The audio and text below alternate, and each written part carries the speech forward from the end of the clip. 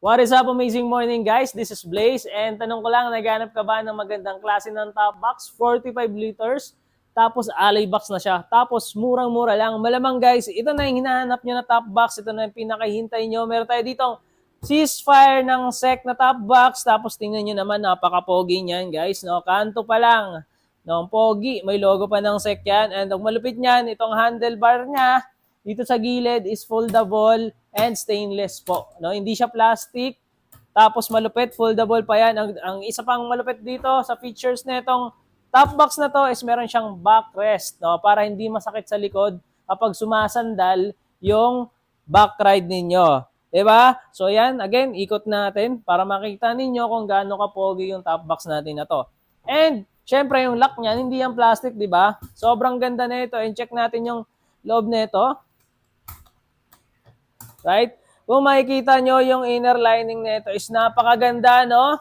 So, hindi siya plastic yung loob and may zipper pa yan.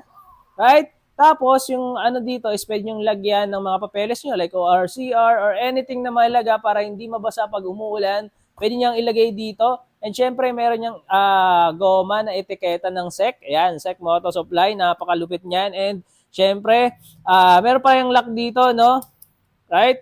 Tapos, pakita mo yung loob, meron ditong lagayan ng isda. Hindi, joke lang. Meron pa ditong lagayan ng papeles, no? Pinaka-compartment. At ang malupit pa dito, again, malupit na naman, no? Ito, pakita mo to dito, banda rito.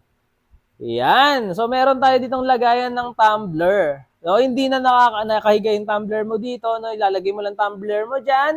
So, all goods ka na. No? Ang malupit pa niyan, eto, meron nang kasama yung mga tools na gagamitin. May free ka na reflectorized SEC na sticker. Ipapalit yan dito kung gusto mo or pwede mong ilagay dito. Kasi itong banda rito walang nakalagay. Pwede mo siyang ilagay dito.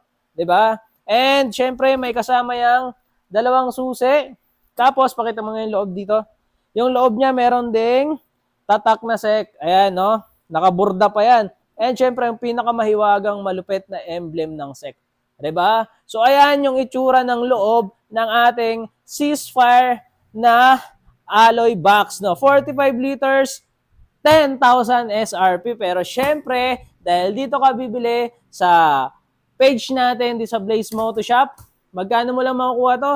5,000 pesos only, di ba? 50% discount. So ano pang hinihintay mo?